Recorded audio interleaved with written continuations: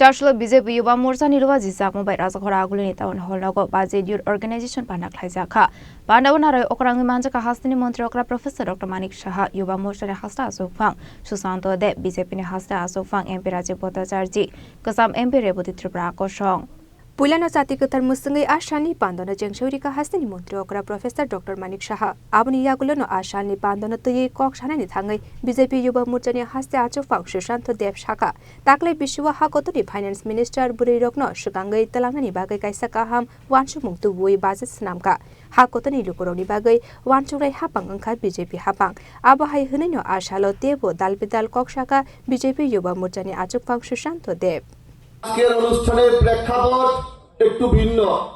এখানে আমার পরবর্তীতে আমরা সবাই মিলে আমাদের নেতৃত্বদের বিশেষ করে আমাদের প্রদেশ সভাপতি এবং রাজ্যের জনপ্রিয় মুখ্যমন্ত্রীর ওনাদের বক্তব্য আমরা সবাই মিলে শুনব এবং আগামী দিনে আমরা আমাদের বিভিন্ন সাংগঠনিক কার্যক্রমে আমরা সেইগুলাকে নিচু স্তর পর্যন্ত নিয়ে যাওয়ার চেষ্টা করব।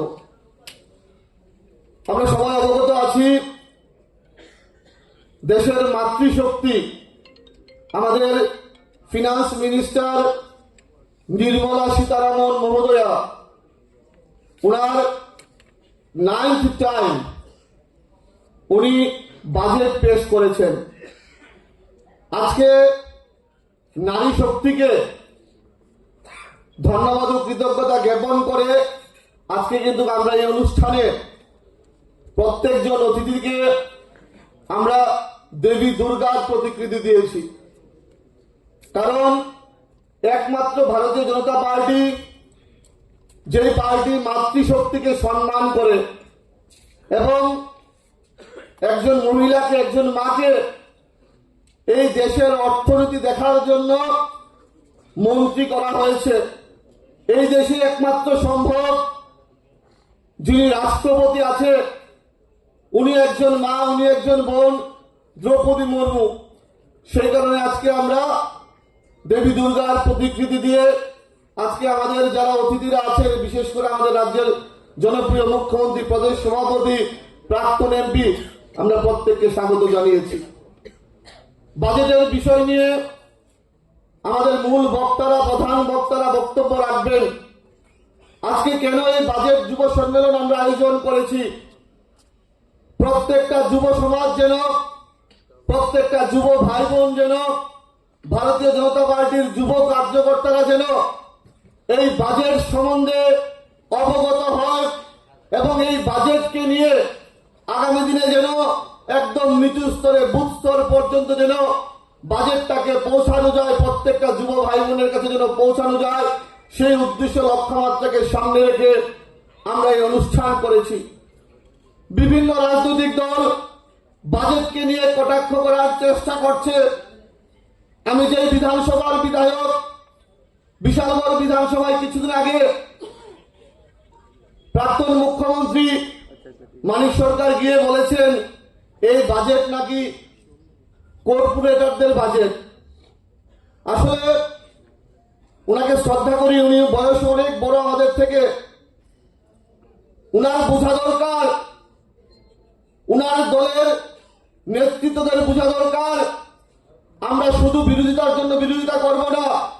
এই বাজেট যুবাদের বাজেট, এই বাজেট মায়েদের বাজেট, এই বাজেট কৃষকদের বাজেট, এই বাজেট এই দেশের প্রত্যেকটা অংশের সাধারণ জনগণের বাজেট।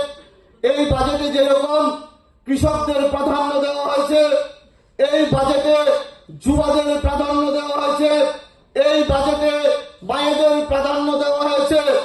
এই বাজেট আমাদের প্রত্যেকের বাজেট, তাই এই বাজেটকে আমরা সমর্থন করি। এই সমর্থন করে আজকে আগরতলা শ্যামাপ্রসাদ মুখার্জি টাউন হলে রাজ্যের বিভিন্ন প্রান্ত থেকে এখানে যুব ভাইয়েরা এসছে এই বাজেটকে সমর্থন জানানোর জন্য।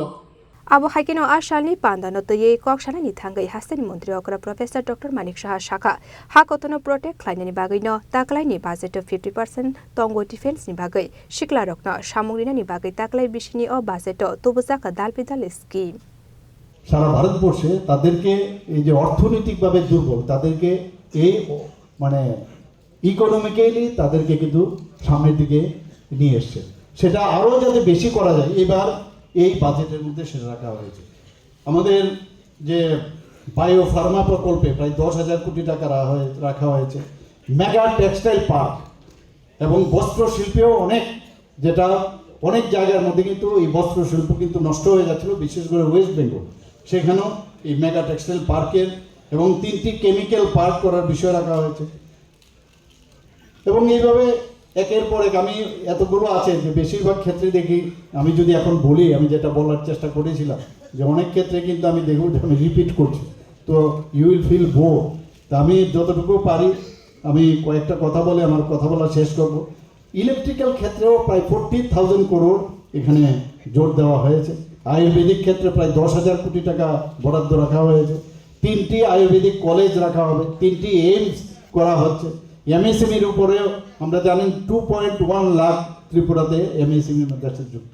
আমাদের এখানে মাইক্রোতে কিন্তু সবচেয়ে বেশি, এখানে স্মলের মধ্যে কিছু আছে। তো সেই জায়গার মধ্যে আমাদের এটা খুবই কাজ আসবে যে 10,000 কোটি টাকা এমএসএমইর মধ্যে যদি এই বাজেটে যেহেতু রাখা হয়েছে, তাদেরকে যাতে ইন্সপায়ার করা যায়, সেই ক্ষেত্রে আরও শক্তিশালী করা যায়, সেটা আমরা এই বাজেটে আমরা দেখতে পাচ্ছি। মেডিকেল ট্যুরিজমের উপর জোর দেওয়া হয়েছে। Equity share is very important. সেই 10,000 কোটি টাকা equity share, equity start up, যে তার উপরে সেই ব্যবস্থা রাখা হয়েছে। আমাদের ক্রীড়া ক্ষেত্রে যুবকদের জন্য খুব ইম্পর্টেন্ট, সেখানে স্পোর্টস গুডস যাতে আরও সস্তা হয় এবং সেখানে যাতে আরও বেশি উন্নয়ন হয়। এখানে 16,000 সেকেন্ডারি স্কুল তৈরি করা হবে সারা ভারতবর্ষে। এবং যারা কৃষকরা আছেন তাদের স্টেট অফ মেন্টাল কন্ডিশন দেখার জন্য এই বাজেটের মধ্যে আমরা সেটা দেখতে পাই। 16 ফিনান্স কমিশনে যা যা বলা হয়েছে সবকটাই কিন্তু ওনারা এবারের বাজেটে সেটা অ্যাকসেপ্ট করেছে। এবং দেখা গেছে মোট আয়ে সারা ভারতবর্ষের সরকারের যা আয় হবে তার 41% সমস্ত স্টেটের মধ্যে সেটা বিতরণ করা হবে। এই নিয়ে আমরাও আলোচনা করছি বিভিন্নভাবে, আমরা ত্রিপুরা স্টেট আমরা কত পাবো, এবং তার জন্য অনেকগুলো ক্রাইটেরিয়া রাখা হয়েছে, পপুলেশন এবং জিওগ্রাফিক্যাল কন্ডিশন এবং অনেক বিষয়গুলো। তাতে গিয়ে আমরাও কিন্তু চুলচেরা বিশ্লেষণ করছি যে ত্রিপুরাতে আমরা সেই আগের তুলনায় আমরা কম পাবো কি বেশি পাবো। তো এই নিয়ে রোজই আমরা কথাবার্তা বলছি সেই দিকে। এবং এখানে মেডিকেল টিডিএস, যারা বাইরে বিদেশে যারা যেত তাদের জন্য কিন্তু বিশেষ করে যারা যুবক সম্প্রদায়ের আছেন তারাই কিন্তু বেশি ঘুরতে যান পারে। সেখানে এর সোর্সে যে পয়সাটা কাটা হতো সেটা কিন্তু অনেকটা কম হওয়ার সুবাদে এখন বিদেশ যাত্রাতে কিন্তু অনেক সস্তা হবে। এখানে মেডিকেলেও যারা পড়তে যায় স্টুডেন্টরা বা মেডিকেলে যারা ব্যবসায় যুক্ত, সেখানে টিডিএসেরও যে ব্যবস্থা সেখানেও অনেকটা কম রাখা হয়েছে। মহাকাশ যে বিজ্ঞান তার উপর বেশি জোর দেওয়া হয়েছে, প্রায় 4টার মতো টেলিস্কোপ কেনার, যে আমি যখন দেখছিলাম সেখানে টিভি স্ক্রিনে, সেখানে তার জন্য এই বাজেটে আমরা দেখতে পাচ্ছি। প্রবীণ যারা আছেন তাদের জন্য মেডিকেল কেয়ার সিস্টেম রাখা হয়েছে। সেই একের পর এক যে ব্যবস্থা, আমার মনে হয় যে এটা আমাদের জন্য অত্যন্ত, এই যে এবারের বাজেট খুবই গুরুত্বপূর্ণ বাজেট। এবং এই সন্ধিক্ষণ আমার মনে হয় যারা এখানে যুব মোর্চার ভাইয়েরা বোনেরা আছেন, মেয়েরা আছেন, ছেলেরা আছেন, আমি বলবো এটাকে আরও বেশি, কেন তো আমরা মাননীয় প্রধানমন্ত্রী যে কালকে একটা সুন্দর জিনিস বলছেন। Abani logio na ashalo hastani montri okra debo shaka takle bishini bo baseto technology ni bagaibo tubusaka dalbidal sepshap abono karibo ashalo tebo dalbidal kok shaka hastani montri okra professor Dr. Manik Saha। যদি আমাদের সামরিক শক্তি, আমাদের দেশ যদি সুরক্ষিত না হয়, তাহলে আমরা কি করে আগামী দিন যে ডেভেলপমেন্টের কথা আমরা চিন্তা করব। আমার দেশ সুরক্ষিত হতে হবে। তো সেই সুরক্ষিত রাখার জন্য যেভাবে এবার এই বাজেটে আমরা দেখতে পেলাম যে 15% ইনক্রিজ কিন্তু সেখানে রাখা হয়েছে। আজকে সেটা যখনই রাখার সুবাদে যে আমরা পত্রপত্রিকায় দেখলাম নাইবারিং কান্ট্রিগুলো তো আছে, অন্যান্য কান্ট্রিও তাদের কিন্তু চক্ষু জানাবা যে কী হয়ে গেছে, ভারতবর্ষে এত সামরিক খাতে এত টাকা কি করে। এখন সামরিক খাতে রাখার জন্য তো সেই রকম অর্থনীতির দরকার। আমার কাছে টাকা থাকলে তো আমি একটা খাতের মধ্যে আমি রাখতে পারবো, সেটা একমাত্র সম্ভব হয়েছে কারণ যেভাবে একটা ডিসিপ্লিন যে অর্থনীতি, যেটা মাননীয় প্রধানমন্ত্রীজির নেতৃত্বে সীতারামনজি যেভাবে পেশ করছেন, সেই কারণেই সেটা সম্ভব হয়েছে। আমরা সামরিক ক্ষেত্রে আগামী দিন আপনারা দেখবেন যে বাইরের থেকে যে ইন্ডিজিনাস যে সামরিক যে মানে আমাদের আর্মস অ্যামিউনিশন তৈরি করা, সেটা কিন্তু আমার ভারতবর্ষ নিতেই হবে। এবং আগামী দিন আমরা আশ্চর্য হব না যে এখানে যে ধরনের সামরিক ক্ষেত্রে যে এখন আমাদের ভারতবর্ষের মধ্যেই কিন্তু প্লেন তৈরি হচ্ছে, আপনারা সবাই দেখেছেন। তো এইগুলো কিন্তু আমরা দেখতে পাচ্ছি এখন। এবং এবারের বাজেটে বারবার আমার প্রারম্ভিক ভাষণে আমাদের যুব মোর্চার সভাপতি অলরেডি বলেছেন যে মাননীয় প্রধানমন্ত্রী যে 4টে জাতের কথা বলছেন। আগে তো জাতপাতের রাজনীতি আমরা দেখেছি, আর উনি কি বললেন যে আমার কাছে 4টা জাত, একটা হচ্ছে ইয়ুথ, একটা হচ্ছে উমেন, একটা হচ্ছে গরিব, আর একটা হচ্ছে কৃষক। এই 4 জাতের যদি উন্নয়ন হয় তাহলে জাতপাতের রাজনীতির প্রয়োজনই নেই।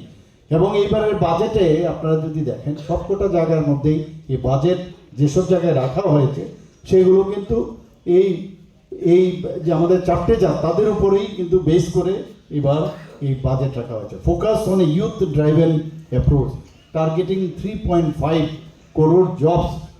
কাদের? যাদের যুব সম্প্রদায় আছেন তাদেরকে কিভাবে কর্মসংস্থানের সুযোগ করা যায় সেই ব্যবস্থা কি কার মাধ্যমে রাখা হয়েছে? প্রধানমন্ত্রী বিকশিত ভারত রোজগার যোজনা। অ্যান্ড খালি নিন্দাই তো করতো, এত কিছু করতো না। আর এখন কিছু কো ছোড়ঙ্গা নেই, সার্জিক্যাল স্ট্রাইক, এয়ার স্ট্রাইক, আর এবার অপারেশন সিন্দুর। তো আমরা এখন সুরক্ষিত, আর এই সুরক্ষিত রাখার জন্য বাজেট একটা বিরাট ইম্পর্টেন্ট। একদিকে আমাদের সুরক্ষার দিক, আমাদের যে দিন থেকে আরম্ভ করে দিন রাতে আমাদের যে খাওয়ার বিষয়, আমাদের পরিবেশের বিষয়, সব দিকে কীভাবে আমাদের রাখতে হবে। এবং একটা রাজ্য বা একটা দেশ যেটা ফিল গুডের যে অবস্থান, সেখানে অর্থনীতি একটা বিরাট বিষয়। কোথায় 11তম পজিশনে ছিল, আজকে আপনারা ভাবুন সেই 11তম পজিশন থেকে বিশ্বের মধ্যে সেখানে আজকে 5th পজিশনে, এখন 4th পজিশনে, এবং আগামী দিনে 3rd পজিশনে যাবে। 2047-এ না, 2030-এর মধ্যেই চলে আসবে, কারণ অ্যারিথমেটিক বলছে সেটা সম্ভব। এবং তার জন্য এই যে বাজেট, এই যে এবার আমাদের এই বিত্তমন্ত্রীজি যেটা দিলেন 9th টাইমে, আমি বলবো যে আস্তে আস্তে করে 10th টাইমে দেখুন কি অবস্থা দাঁড়ায়, 11th টাইমে দেখুন আপনারা কি দাঁড়ায়। দেশকে সত্যিকারের অর্থে কিভাবে অর্থনৈতিক সমৃদ্ধশালী করা যায়, মানুষের মান উন্নয়ন, যেটা বলছেন যে প্রতিটি ঘরের মান উন্নয়ন দরকার, অর্থনৈতিকভাবে উন্নয়ন দরকার। এটা ম্যাজিক করে করা যাবে না, ম্যাজিক করে করা যাবে না। আর শুধু ওই গতানুগতিক ব্যবস্থাপনায় সেটা করা যাবে না। অনেক যে বিষয়গুলো আছে, যে রিফর্মের কথা বললেন, এখানে এতগুলো দেখুন আপনার সড়ক, রেল, বিমান এবং জলপথের উপরেও কিন্তু এবার জোর দেওয়া হয়েছে। आसामनि पान्डाव हास्तिनि मन्त्री अग्रा प्रोफेसर डॉक्टर मानिक साहानो कारिब मानजखा युवा मोर्चानि आजुकफां सुशांत देव, बीजेपीनि हास्य आजुकफां एमपि राजीव भट्टाचार्य, कोसाम एमपि रेवती त्रिपुरा कसं आबो हाइकिनो मानजखा युवा मोर्चानि गोबां कुकलुकुरक राजाखर आवलिनि सिमि प्रणबनि ककथुम चिनि खरां।